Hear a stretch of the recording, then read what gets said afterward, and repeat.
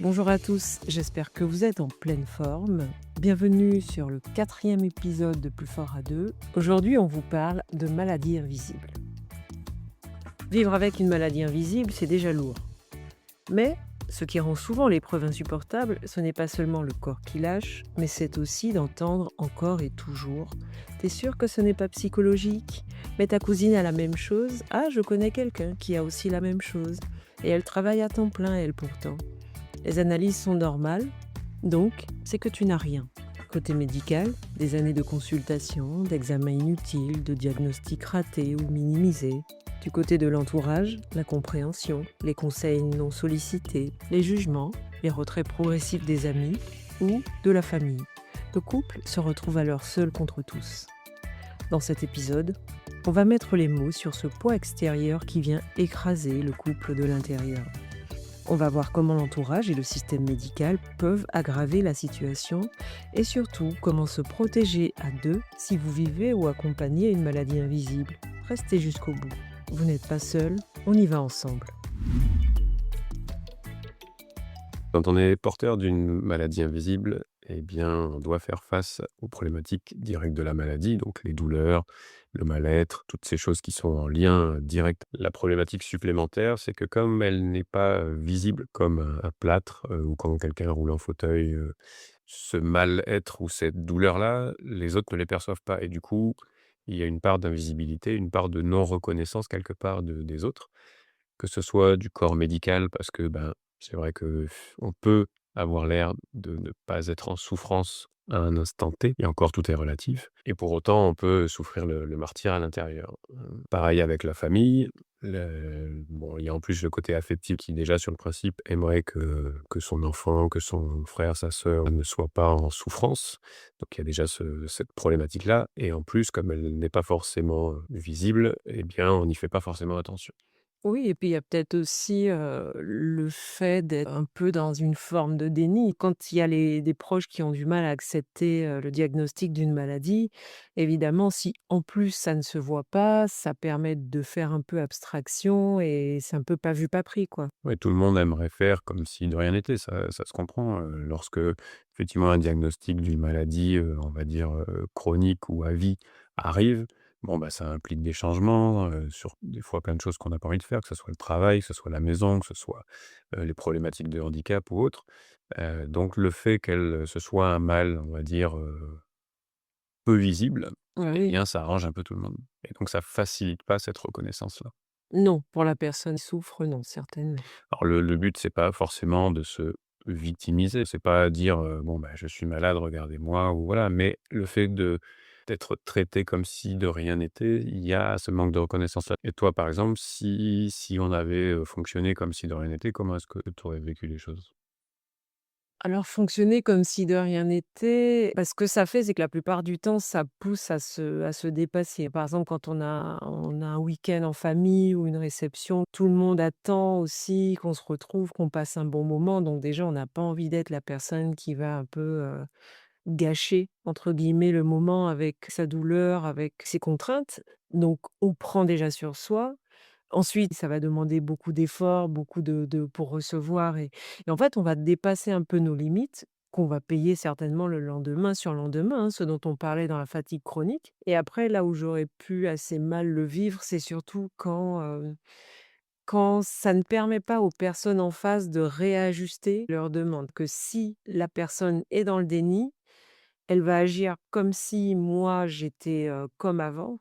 Elle va avoir des attentes de ce même niveau-là et moi je vais me sentir en échec. Donc c'est vrai que je vais ressentir rapidement de l'injustice. Avec mon tempérament, je peux avoir tendance plutôt à monter un peu en colère et à poser des limites qui à ce moment-là sont peut-être un peu dures à digérer, parce que ça sera peut-être pas très doux avec la douleur. C'est pas une reconnaissance en termes de victimisation, mais plutôt en ajustement, en se disant: «Bah tiens, par exemple, si tu as mal ou tu es fatigué, bon, je sais que tu as déjà fait à manger, que tu as pris ce temps-là, ben, repose-toi, je gère tout le reste» ou «OK, on fait à manger, mais voilà, on emmène le dessert et l'entrée ou je fais le plat». Enfin, voilà, que les choses s'équilibrent un peu plus en tenant compte de la réalité et pas nécessairement, si j'avais l'habitude de tout faire, bah, continuer à me laisser tout faire, quoi.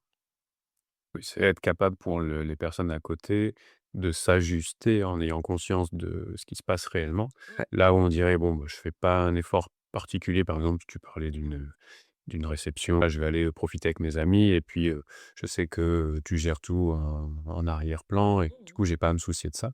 Là, on va avoir une pensée pour dire: «Beh, là où tu en es, est-ce que tu veux t'arrêter? Est-ce que tu veux que je prenne le relais? Est-ce que» voilà, c'est cette conscience-là qu'il faudrait avoir. Bah, c'est ça, mais c'est aussi ce qui rend la chose difficile, en tout cas pour les proches, c'est que oui, la personne qui est malade, elle va devoir réajuster, réadapter sa vie, mais c'est que ça va rebattre les cartes dans tous les rôles. Ça va forcément bouger les lignes. Pourquoi? Comme je disais, la personne qui faisait tout le temps à manger, si c'est elle qui est malade, on disait: «Ah bah, c'est une bonne cuisinière. Ah bah oui, t'inquiète pas, c'est elle qui fera». Mais pour le coup, ça va pousser les autres à aller explorer leurs capacités culinaires aussi, parce que cette personne-là ne pourra plus faire comme avant. Si c'est une question de travaux, un menuisier, quelqu'un qui faisait un peu les jobs, manuels, chez tout le monde, et ben, ça va demander de se réapproprier ce rôle-là. Ça va rebattre les cartes et les personnes vont devoir bouger autour, quoi. Les rôles sont redistribués aussi dans le couple. Tiens, d'ailleurs, pour toi, est-ce qu'il y a eu des moments où tu as pu douter? Est-ce que tu t'es dit: «Bah, il y a quelque chose qui est pas juste entre ce que je vois et ce qu'elle me dit»? C'est parfois difficile à jauger parce qu'on s'attend à ce que quelqu'un qui souffre soit vraiment, en difficulté pour, on va dire présenter bien et tu as cette capacité-là, dans les moments où ça va pas malgré tout, à être quand même, très belle, Si. Oui. à donner le change. C'est vrai, c'est ce que tout le monde dit. C'est-à-dire que, bizarrement, les fois où tu as été des fois le plus mal alors, tu as souvent eu ce retour des gens qui te trouvaient, magnifique, rayonnante et tout ça, alors que tu étais au 36e dessous à l'intérieur, quoi. C'est Mmh. comme si c'était, inversement proportionnel. Donc c'est vrai que c'est assez déstabilisant. Maintenant, j'ai jamais eu de doute sur, la réalité de ce que tu vivais, mais c'est vrai que ça peut être déstabilisant et que s'il y a déjà un petit peu de manque de confiance ou, c'est vrai que ça peut davantage, creuser l'écart. Alors nous, on a eu la chance de ne pas avoir de gros moments de doute comme ça. On a eu aussi cette communication qu'on a essayé de laisser au cœur de notre couple. Par contre, c'est quelque chose auquel il faut faire attention malgré tout. Dès le début, je pense que s'il y a déjà des doutes pour l'accompagnant, c'est mieux de le poser, d'en discuter, de dire, bah, voilà, d'apprendre aussi parce que finalement cette pathologie-là, ça devient comme une 3e entité du couple. Et il faut apprendre à savoir comment est-ce que ça fonctionne, comment est-ce qu'elle agit, comment est-ce qu'elle agit sur le corps. Moi, je parle de douleurs ostéo-articulaires essentiellement, en tout cas en ce qui me concerne. J'ai quelques autres problématiques, mais sur la durée, c'est sûr que des problèmes ostéo-articulaires ne vont pas, avoir le même impact, bah, notamment sur le visage, qu'un problème sanguin ou qu'un problème, rénal ou autre chose, quoi. Donc voilà, ou un problème de peau effectivement, il y a des choses qui malgré tout sont très visibles et très vives, en tout cas sur le visage. La douleur peut nous déformer, mais c'est pas la maladie en elle-même qui va déformer, quand c'est sur, la partie ostéo-articulaire. Ouais, c'est à nous, avoir toujours conscience de l'existence de cette, 3e entité dont tu parles. Parce que même si, bah, on la voit pas, elle est là. C'est peut-être ce qui est le plus dur parce que, bah, il y a toujours, comme on le disait au début, cette part de déni ou en tout cas cette part de négociation où on aimerait dire: «Bon allez, vas-y, tu peux Absente-toi, partir c'est ça, maintenant, laisse-moi absente-toi quelque tranquille. temps et puis, Voilà, parce que là, ça va être la période de vacances ou là, on a un week-end de 3 jours, c'est le bon». Non, c'est elle pas ne s'absente pas. c'est elle qui dicte un peu les règles du jeu. Exact. Je disais tout à l'heure sur les problématiques ostéo-articulaires, ça c'est ce que je traverse, que je connais sans doute le mieux. Bah, effectivement, ça n'impacte pas trop on va dire la partie, du visage. Ça peut déformer des articulations, impacter la marche et là, ça peut devenir visible. Pour tout ce qui est féminin, par exemple, endométriose et bah, ça peut être encore un autre défi parce que là, c'est purement interne et à expliquer parce que moi, en tout cas, c'est ce que j'ai trouvé un peu comme alternative, c'est d'en parler et d'en parler en expliquant ce que ça faisait physiquement. Parce que tout le monde a déjà eu mal au dos, parce que tout le monde, sait à peu près bon, une hernie discale non, mais une sciatique quand même, tout le monde sait à peu près ce que c'est. Une articulation, une entorse, tout le monde a eu. Mais Comment tu veux expliquer une endométriose? Alors déjà, il y a la moitié de la population qui n'a pas d'u d'utérus. Déjà nous, en termes nous les règles, ça suffirait à nous coucher effectivement. Pour l'autre moitié, tout le monde a ses règles, donc sur le principe, c'est difficile et puis les règles douloureuses, ça arrive souvent, donc comment, Ouais. justifier, que, ses propres règles sont plus, Ouais, que ça peut fondamentalement sèche douloureuses, quoi? plus. Bah oui. Oui, oui, c'est ça, en fait et le problème là-dedans, quand on se sent, invalidé et pas soutenu, parce qu'on aurait pu dire: «Bon, ben, OK, on n'est pas soutenu, on s'arrête là, bah, tant pis pour la personne». Mais quelque part, en tout cas, je parle pour moi, je trouve que ça nous pousse à douter de nous-mêmes. Si on connaît pas bien notre corps, si on n'est pas vraiment en confiance vis-à-vis de ce qu'on vit, on va de toute façon minimiser, la douleur. On va se dire effectivement que c'est peut-être, nous encore une fois qui extrapolons, qui avons une sensibilité extrême ou qui vivons les choses de manière, plus violente. Heu, je trouve qu'effectivement le fait de s'entendre, compris dans la douleur, ça permet simplement de se dire: «OK, donc ce que je vis, c'est normal». Déjà à la base la douleur est pas forcément normale, mais d'accepter le niveau de douleur comme étant, réel quoi. Oui, c'est pas normal, c'est réel. C'est réel, C'est anormalement réel. voilà. Ouais, on va dire ça, c'est anormalement réel. Mais réel, parce que le reste du temps, si tout le monde se dit: «Bah, c'est pas normal» ou «Tiens, j'ai une cousine qui a la même maladie, et pourtant elle» sachant qu'il y a autant de pathologies, finalement, autant de façons de vivre, les maladies que de personnes, à se dire: «Bah, pourtant, elle, elle fait pas ça ou elle, elle n'a pas ça». Je pense que sur l'endométriose particulièrement, si tu prends une boîte où, effectivement tu as plusieurs femmes qui travaillent ensemble, tu as déjà dû entendre des personnes dire: «Tiens, bah, ouais, moi aussi j'ai des règles douloureuses, mais voilà, ça ne m'empêche pas de venir travailler». Exact. C'est une des choses que nous, on a appris aussi, un petit peu au fur et à mesure de notre évolution. Nous, on est indépendants depuis très longtemps. Mais parce que pareil, la problématique du travail salarié, avec ce genre de maladie-là et ben, c'est compliqué. C'est compliqué de dire à son patron, «Beh, je peux pas venir parce que j'ai mal». Oui, mais enfin, tu mal, a priori comme les autres aussi, enfin Oui. pour dans le cas de l'endométriose, voilà. C'est difficile de se justifier, qui plus est quand on n'est pas forcément alors, ça s'est développé la compréhension de cette maladie-là, par exemple. Maintenant, mais c'est très récent. Mais oui, mais je suis persuadé que ça reste encore très compliqué à faire, reconnaître Bien sûr. et puis à faire alors reconnaître par le médical, par son patron et Mmh. par ses collègues. Et puis c'est un truc de femme encore une fois. Difficile en tout cas d'ajuster un travail salarié à une problématique fluctuante. Je parlais de ce genre de maladie-là comme étant, des marathons, heu, c'est-à-dire que, bah, il y a des moments où on va pouvoir accélérer, des moments où on va c'est même pas un marathon, en fait, je crois que c'est un trail. Ah, en plus un trail. C'est un super trail, quoi. C'est-à-dire que des fois on va marcher. Parfois, on va ramper, d'autres fois, on va courir, on va grimper et il y a pas d'annonce. On peut pas trop savoir, longtemps à l'avance. Autant on peut savoir ce qui peut déclencher des moments difficiles, mais sinon on s'adapte quasi au jour le jour et dans ce trail-là, bah, le problème, c'est souvent aussi la culpabilité parce que si je suis sûre de mon degré de douleur, je dis: «J'ai mal, je ne fais pas ça et point».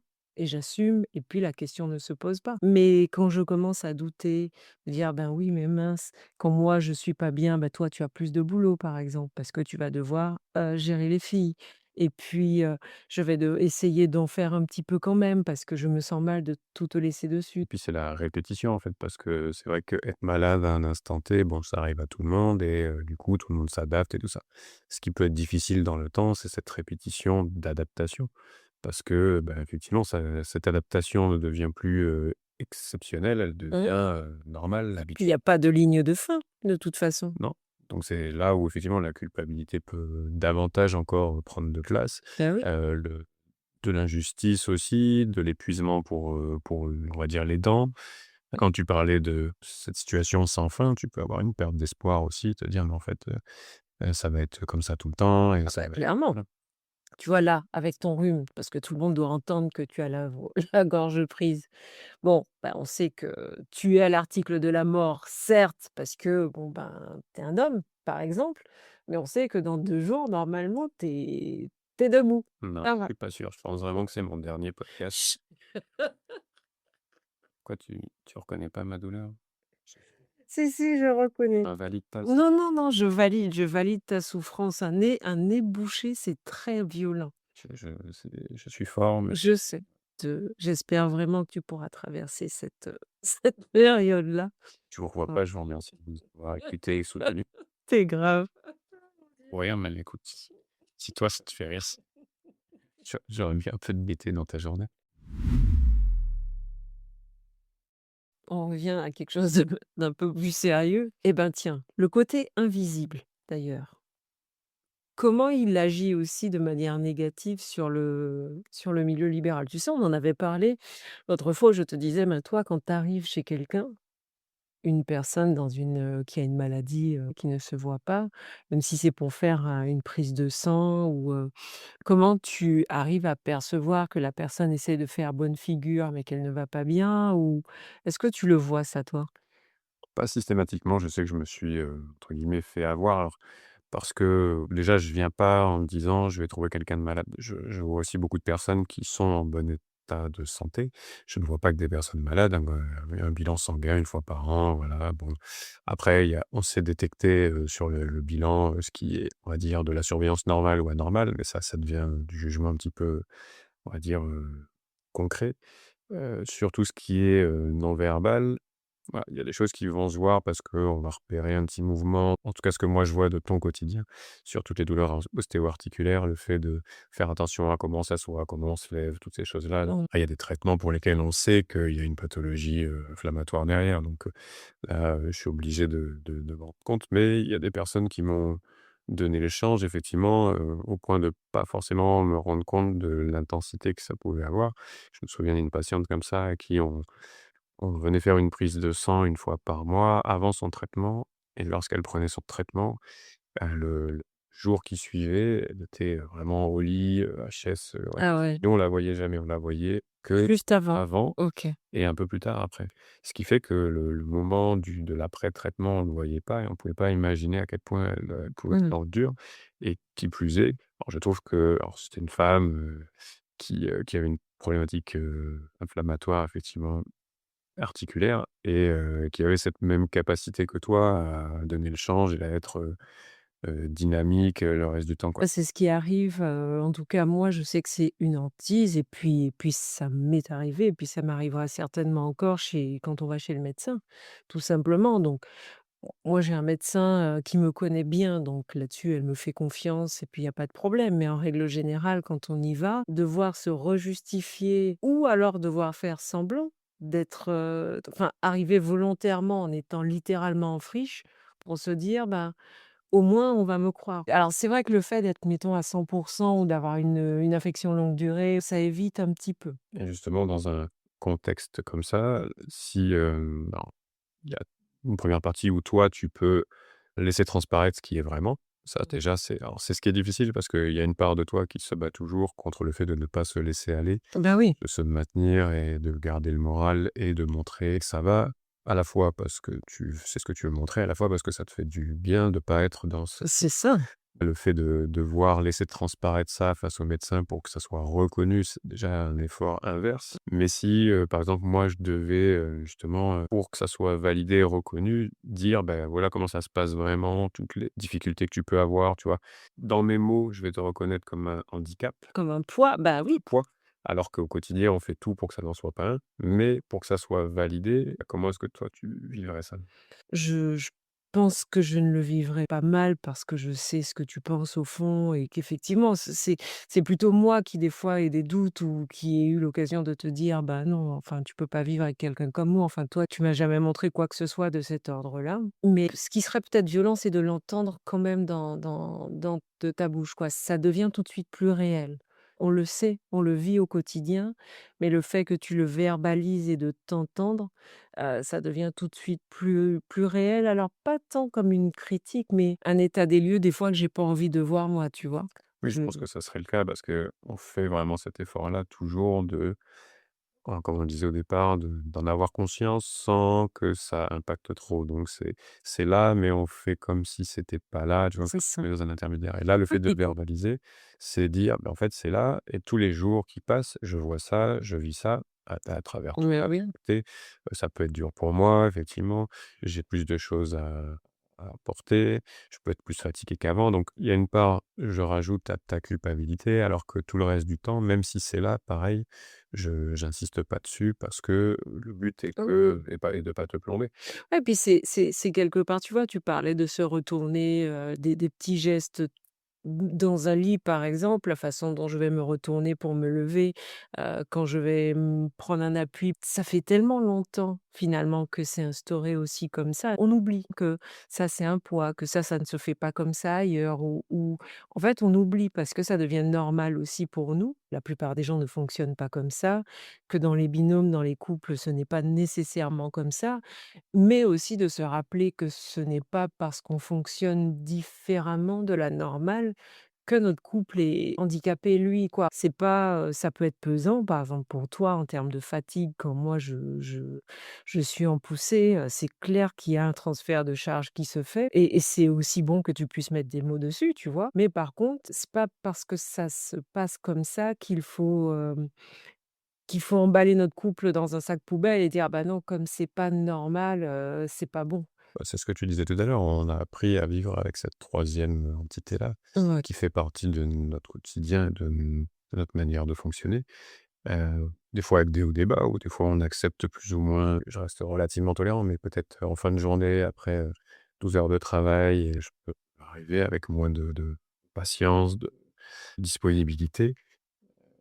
Et pareil, si toi t'as pas cette attention-là pour moi dans l'autre sens, ça peut, faire vriller le couple, parce que Bah, aussi. colère sur blessure, sur injustice, sur: «Tu me reconnais pas, tu reconnais pas ma fatigue et toi ma douleur». Bah, ça revient à ce qu'on disait aussi, je crois que c'était le deuxième podcast. Ce n'est pas parce que, c'est moi qui ai la pathologie que tu n'as pas de place dans ta fatigue. Je chambre sur le rhume parce que les hommes, vous en êtes où vous en êtes, hein, avec votre douleur, ça c'est voilà, hein. Oh, Vous êtes des résistants, hein. on n'est pas reconnu. On n'est pas reconnu, mais là, je chambre volontairement. Mais pardon, ta fatigue, a autant de place que la mienne, c'est important et avec le temps, je pense que ça l'est de plus en plus. Faire de la place à cette fatigue-là, faire de la place c'est pas il y a pas de rivalité, tu vois? C'est pas 2 fatigues qui se battent, il y a pas de concours du plus fatigué ou moins fatigué. Parce qu'on a cette volonté de tenir compte de l'autre, mais à un moment donné où tu te sens moins en confiance, tu as besoin de l'approbation de l'autre, tu as besoin de Ouais. l'effort de l'autre, et que l'autre n'est pas en mesure de le produire, soit parce qu'il en a pas les capacités ou l'envie, ça peut être un cercle vicieux. Je pense Mmh. beaucoup de couples comme ça où, ça termine mal. Donc c'est vrai qu'il faut que ça puisse être à un moment donné, dans les 2 sens. On sait ce que l'on vit, quels que soient les niveaux de douleur, on ne peut pas les comparer. Donc tout ce qu'on sait, c'est est-ce que cette douleur est supportable pour moi? Ou est-ce que ce symptôme est supportable pour moi? Ou est-ce qu'il ne l'est pas? C'est tout. Là, c'est assez binaire. Si ça ne l'est pas, eh ben, c'est vécu comme ça. Il y a pas de: «Oui, mais il y a des gens qui l'ont», mais bah, grand bien leur face. À la limite, c'est très bien. S'ils ont la même pathologie avec d'autres symptômes ou un niveau de douleur qui leur permet de, ben, c'est génial. Mais vraiment, s'il y a déjà un conseil à vous donner, si on peut se permettre encore une fois, en rappelant au passage que vous prenez, bien sûr, ce que vous voulez prendre et puis le reste et ben, vous le laissez là. Si ça vous parle, hein, c'est pas il y a pas d'injonction du tout, il y a pas de formule magique, on l'a souvent répété. C'est hyper important effectivement de ne pas faire de comparaison, même à pathologie équivalente. Parce que, par maladresse, on va dire: «Ah, c'est une maladie auto-immune, donc ah, je connais quelqu'un qui a une maladie auto-immune, mais laquelle? Il y en a une pelletée. Quels sont les effets? Arriver aussi à mettre des mots, de vrais mots sur ce que l'on ressent et l'impact dans le quotidien. Si on n'arrive pas à vraiment parler douleur en disant: «J'ai mal à tel endroit ou tel endroit», mais dire: «Voilà, je suis incapable de fermer la selle, je suis incapable de mettre ma culotte, je suis incapable de me lever de mon siège» ou peu importe. Ça donne un peu une indication aux gens parce que tout le monde fait ça dans un quotidien. C'est un défaut qu'on peut avoir, en tant que professionnel de santé, des fois, c'est de catégoriser justement un petit peu les gens selon leur pathologie, et c'est vrai que ça, c'est quelque chose ça peut faire les mêmes dégâts. C'est-à-dire que, ben, voilà, telle pathologie, les gens sont à peu près comme ça, à tel niveau de souffrance, et donc En fait, non, comme tu l'as dit, chaque personne est différente, vit, une pathologie même équivalente de manière différente parce qu'elle en est pas au même niveau de sa pathologie, elle n'a pas le même niveau de conscience, elle n'est pas entourée de la même manière, elle n'a pas mis les mêmes choses en place, donc tant de vécu que de personnes. Et donc c'est vrai que des fois, on pourrait inconsciemment avoir cette tendance à dire: «Bon, bah, voilà, là, je sais que je vais chez cette personne qui a telle, pathologie, je m'attends à ce qu'elle soit comme ça». Et puis, bah, si on peut avoir une bonne surprise en disant: «Ah bah, en fait, je m'attendais à pire». Et puis par contre, quand on s'attendait à mieux et qu'on a moins bien, peut être, à un moment donné, un peu plus dur en disant: «Bah, ouais, bon, enfin, j'en ai vu d'autres, des gens qui avaient telle maladie, Ah oui, c'est ça. comme ça et du coup, bon, elle fait pas d'efforts» ou, C'est ça, c'est là que c'est vraiment rude, mais c'est le regard de notre société et puis c'est une fractale, hein, on est élevé comme ça. Mais autant quand la personne est mieux, tu vois, tu dis, bah, à la limite: «Ah bah, c'est bien» et puis elle est courageuse et puis on aura plein d'adjectifs hyper gratifiants et puis la personne qui va moins bien que le standard, on va dire, bah, tout de suite, c'est elle ne fait pas d'efforts ou ah bah tiens, peut-être qu'elle surjoue aussi ou peut-être qu'elle en fait trop. On ne se dit pas, bah, peut-être que c'est une personne qui est profondément malheureuse. Peut-être que c'est une personne qui a un passé qui est catastrophique, chaotique et que c'est une personne qui n'a plus le courage de se battre, par exemple. justement, la démarche à essayer d'adopter, c'est celle du non-jugement. C'est-à-dire qu'on part d'une personne qui est face à nous Mmh. et on essaie d'avoir un minimum de préjugés et on prend ce qu'il y a à prendre, ce dont elle a besoin à l'instant T. Mmh. Sans y mettre, d'intention particulière ou de présupposer qu'elle va avoir ceci ou cela. En fait, ça s'applique vraiment à tout le monde, cette démarche de non-jugement. Alors ouais, on a tous des tempéraments différents qui sont plus ou moins propices à ça, mais ça se travaille, c'est comme tout. Moi, je me souviens pendant mes études, ça fait partie des choses que j'ai, exploré un petit peu, lu des bouquins là-dessus et cette démarche de non-jugement, c'est quelque chose qui me parle beaucoup. Peut-être par rapport à ce que je vivais, déjà avec toi à ce moment-là. Ça fait partie des piliers de la pleine conscience parce que finalement, non-jugement envers l'autre, mais on a aussi, nous, cette grosse tendance à s'auto-juger. Et c'est aussi du non-jugement, c'est du même ordre, c'est-à-dire, bah, tiens, aujourd'hui, j'ai pu faire ça, cool. Puis demain, je peux pas le faire. Bon, ben, c'est juste un état de fait, quoi. C'est juste un constat. Et pas dire: «Ah ben non, aujourd'hui, tu peux pas le faire, mais t'es nul, tu pas» voilà, alors que quand tu peux le faire, bah, je si quand tu peux le faire, en plus, tu te gratifies des masses, hein. En général, dans ce sens-là, c'est beaucoup moins C'est normal. ouais, c'est voilà, c'est normal, c'est ça. Aujourd'hui, j'ai fait ça, OK. Bon, ben j'ai vécu comme tout le monde. Par contre, si je peux pas le faire, là, tout de suite, je fais pas d'effort, je suis nulle, je suis plus bonne à rien, quoi. Donc bon, la bienveillance envers soi et le non-jugement. Ce serait pas mal comme axe de travail ça. Ce qui peut arriver effectivement, surtout dans les premières années du diagnostic ou en tout cas de l'apparition, c'est que l'entourage ne suive pas parce que comme je disais tout à l'heure, bah, ils étaient habitués par exemple, si c'était des fêtards, bah, on était habitués à sortir, à fêter les week-ends, à picoler ou quand c'est du sport à faire certaines activités, peu importe et que finalement pour les amis, bah, ça devienne, compliqué de faire avec, la personne qui ne suit plus ou qui ne peut pas ou qui est mal. Nous, ça nous est arrivé de perdre, des amis, par rapport à ça, parce qu'on a surtout dû bouger l'alimentation, pour moi, pour, notre fille, notre deuxième fille, voilà, effectivement, socialement, c'est compliqué d'arriver avec sa petite boîte, son riz, ses sushis, ses trucs. Ouais, puis même, d'un point de vue on parlera plus tard des hygiènes un petit peu qu'on a Mmh. trouvées qui nous permettent d'équilibrer un petit peu ces douleurs et ces problématiques inflammatoires. Mais effectivement, bah, se coucher à pas d'heure, dormir peu, repartir travailler, boire, manger n'importe quoi, ou C'est ça, ça, c'est des choses qui font qu'aggraver la problématique. Donc c'est ça. parfois, on commence par essayer de se convaincre nous-mêmes d'arriver à faire ça, se dire: «Bon, bah, là, je vais me coucher moins tard. Je vais me faire une soirée, avec des amis, mais je vais pas boire. C'est ça. Je vais faire attention à ce que je mange». Et puis, bah, au fur et à mesure, bon, bah, quand tu vois les effets positifs que ça a quand tu fais ce qu'il faut et les effets délétères quand tu fais pas le nécessaire, tu t'apprends vite. Après, ça peut être plus dur à convaincre le conjoint, la conjointe. Ça peut être, dur de convaincre certains amis de dire: «Bah, voilà, on a envie de continuer à faire des choses ensemble, mais bah, ça pourra pas être la même chose. Oui, oui.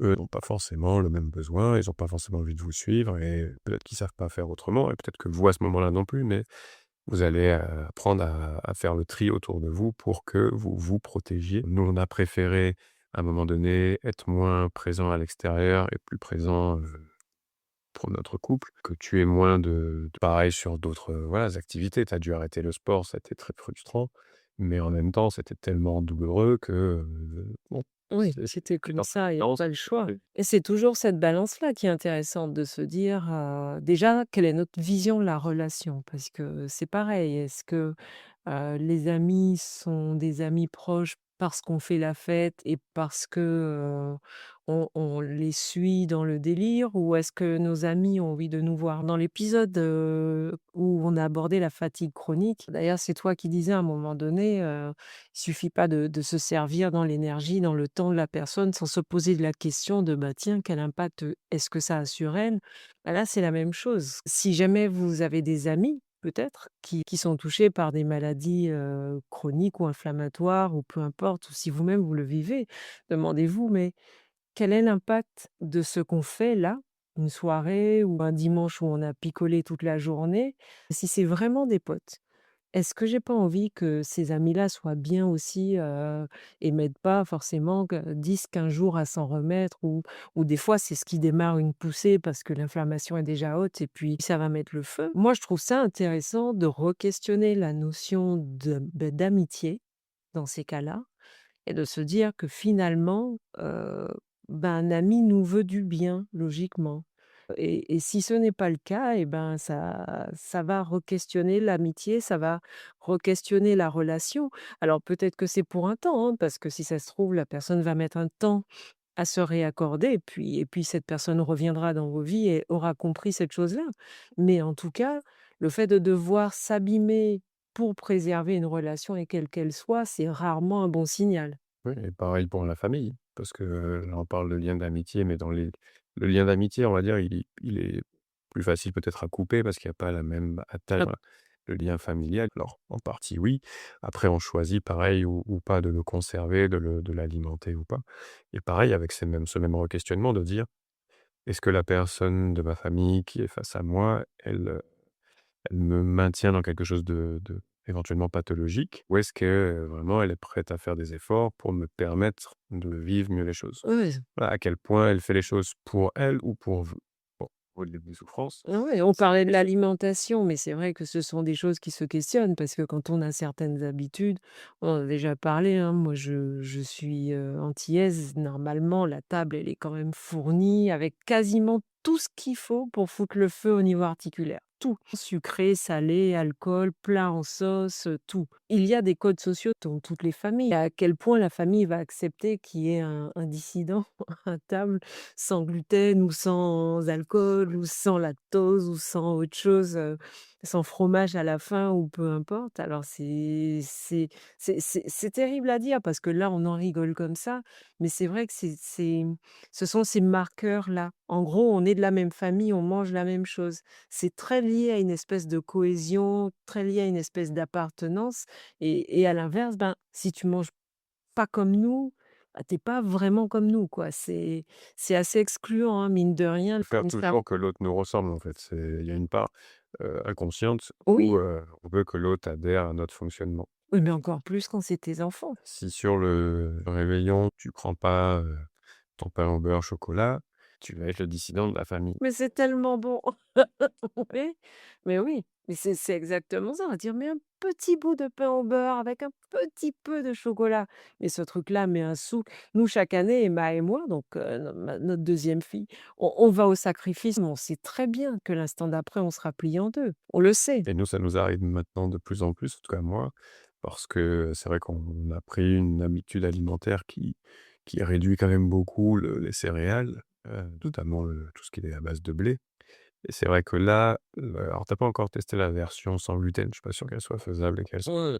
comestible. Ah bah, à mon avis, il va falloir le mettre à tremper le truc, hein. Mais c'est vrai que du coup, même moi, ça me brasse, maintenant. Oui, quand tu manges, Je mange, ça me brasse alors qu'il y a 10-15 ans, Tu mangeais Je le pain mangeais de la beurre. partie du pain au beurre et je finissais le chocolat, matin, midi, soir. C'est vrai que les choses évoluent comme ça aussi, C'est quelque part, des fois, on en rit quand on arrive à prendre un petit peu de recul et je répète que nous, on va dire qu'on est peut-être dans une phase, maintenant qui est une phase de croisière, quoi, un rythme de croisière parce que ça fait maintenant plus de 20 ans qu'en plus notre fille qui a un peu le même profil que moi, elle a 15 ans donc les choses se calent et puis elle nous a fait revivre ça, elle a fait revivre ça aux grands-parents et compagnie. Donc voilà, mais quand c'est vraiment tout au début, c'est vraiment dur parce que ce sont aussi des choses qu'on aime. Il y a du renoncement, hein, c'est pas qu'une envie de manger, sans gluten. Il y a énormément de renoncements et énormément de choses auxquelles on doit dire non. L'affect passe beaucoup par l'assiette aussi, les émotions par l'assiette aussi, donc ça met en tension. À ton avis, comment est-ce que la personne malade pourrait aider, l'entourage à mieux comprendre la maladie? En fait, on en parlait, on en revient souvent, tu sais, aux 4 accords Toltec, quelque chose qui fonctionne, bien.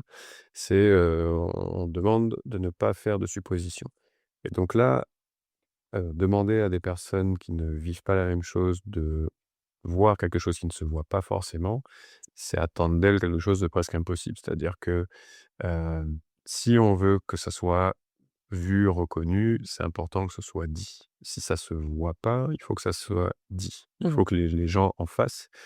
Donc là, je parle de mon point de vue en tant que personne extérieure à la maladie, en général et à la maladie invisible. On a besoin pour comprendre que les choses soient dites Mmh. et donc c'est vrai que il faut que cette personne-là qui vit la maladie, trouve les mots, alors soit par l'oral, soit par l'écrit, pour à un moment donné faire l'état des lieux de ce qui est. Heu, Ces maladies sont déjà tellement difficiles à comprendre pour soi, elles ne peuvent pas être évidentes pour les autres. Non, c'est sûr. Voilà, donc c'est important que, vous puissiez à un moment donné expliquer ce que vous vivez de l'intérieur, décrire, mettre des mots, ce qui peut aussi vous blesser dans nos réactions, de façon à ce qu'on Mmh. comprenne ce que l'on crée chez vous. C'est-à-dire qu'on ne se rend pas forcément compte de ce que l'on peut créer comme Oui. douleur, comme, une phrase, banale qui va, peut-être être, mal prise. Parler des fois du, «ça va» du matin et là tout d'un coup ça devient un truc thérapeutique. Non, pas du tout, c'est juste «ça va» et tout. Mais toutes ces petites choses-là, on n'est pas forcément en mesure de les comprendre parce qu'on les vit pas de l'intérieur. Donc le fait, à un moment donné, de dire les choses, au moins c'est posé. Peut-être de temps en temps, il y aura des rappels à faire, mais quelque part, j'ai envie de dire que la personne malade ne devrait pas s'attendre à ce que les autres comprennent si elle n'a pas dit les choses. Oui, mais c'est ça, c'est qu'on a je pense que le tort effectivement, c'est de penser que les proches comprennent ce que l'on vit et puis presque pire si tu veux, parce que tu vois, tu as des pathologies comme ça dont on entend parler peut-être un petit peu plus maintenant et on part toujours du principe où les gens savent ce que c'est. On sait ce que c'est, mais on a entendu un nom, mais on ne sait pas comment ça se matérialise, sur quoi ça agit, ce que ça fait dans un quotidien et puis ce que ça fait pour nous, puisque comme on l'a dit tout à l'heure, ben, il peut y avoir une polyarthrite, c'est un nom, on sait un peu en quoi ça consiste, mais il y aura autant de manifestations de polyarthrite que de personnes. Donc concrètement pour nous, chez nous, comment est-ce que ça se manifeste? Oui, c'est ça. Puis il faut pas oublier que la compréhension de votre maladie, elle est passée par un processus assez long. Mmh. C'est-à-dire que le premier jour où tu as eu des douleurs, tu t'es pas dit: «Ah tiens, j'ai une polyarthrite».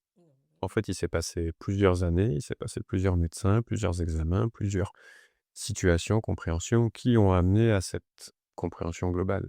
Et pour la personne qui arrive en face, alors pas le conjoint, mais pour la personne extérieure qui arrive à l'instant T, elle n'a pas eu forcément ce vécu-là, même souvent elle l'aura pas eu. Donc, si vous lui dites, «J'ai une polyarthrite», alors que ça soit dans la famille, dans l'entourage, les amis, tout ça, à un moment donné, poser ces choses-là, ça me semble être indispensable parce que justement la compréhension de la maladie, elle est différente d'une personne à l'autre. Et encore une fois, cette maladie invisible-là, on peut, qui plus est, face à des personnes comme toi qui donnent le change, on peut presque ne pas l'avoir, voilà. Donc prenez le temps de poser ça, de la manière la plus calme qui soit, en essayant d'être tolérant quelque part, ne pas partir avec des attentes précises, mais voilà, au moins exprimer les choses parce que c'est important de les poser. Elles seront au courant, elles seront prêtes. Et puis la famille, elle aussi, a besoin de faire son deuil. Donc ce n'est pas parce que, la famille donne l'impression de ne pas comprendre qu'elle rejette ce que vous avez ou qu'elle diminue pour autant. Des fois, c'est pas qu'elle comprend pas, c'est qu'elle a pas envie de s'arrêter Oui, à vivre ce qu'elle vivait. c'est ça. Et c'est cette part de déni, de négociation. On dit: «Ah, tu sûr, tu peux pas quand même un petit peu faire l'effort? Tu pourrais faire l'effort pour nous», tout ça. Et dans cette négociation-là, faut pas oublier que la personne, à ce moment-là, pense à elle et à sa difficulté. Ouais, puis elle projette un bien-être, global aussi. Il y a le sien, puis il y a: «Bon, on a toujours fait ça, ça a toujours été des bons moments». Bon, Ah oui, donc en fait, c'est effectivement un juste milieu à trouver, mais ce juste milieu-là passe par votre et par notre sécurité intérieure, notre confiance intérieure. C'est quand même à nous de poser les bases de tout ça et logiquement, de donner un peu le tempo, quoi. Tu disais, c'est vrai qu'il y a des choses dont on n'a pas envie de parler ou on aimerait que ça ne se voit pas, nous aussi. Donc on ne parle pas de ça et puis quand on n'en parle pas, on souffre du fait de ne pas être compris. Donc c'est le serpent qui se mord la queue. Nous arrivons à la fin de cet épisode. La maladie invisible est déjà assez lourde à porter comme ça. Le système médical, l'entourage, la famille, peu importe, n'ont pas nécessairement à en rajouter, mais ça dépend de nous essentiellement, de la confiance qu'on met en nous, de la qualité de l'entourage qu'on s'autorise à avoir aussi. Évidemment, ça passe souvent par une phase de renoncement. Voilà, on va peut-être perdre des relations, mais c'est certainement pour avoir des personnes qui correspondent mieux à notre nouvelle vie. Et oui, ce sont des temps à passer, mais qui nous permettront d'être nous dans l'après. En tout cas, sachez que vous n'êtes pas obligé de convaincre le monde entier. Il y a des personnes qui vont comprendre, d'autres pas. On a été ravis de partager ce moment avec vous, de partager cet épisode ainsi que notre vécu avec vous. Merci encore de nous avoir écoutés. c'était peut-être le dernier podcast pour moi, mais Voilà, Sylvain ne se remettra peut-être pas de son rhume, mais normalement, il survivra, vous inquiétez pas. On se retrouve bientôt pour le prochain épisode. merci encore à vous et on se dit à bientôt sur Plus fort à 2.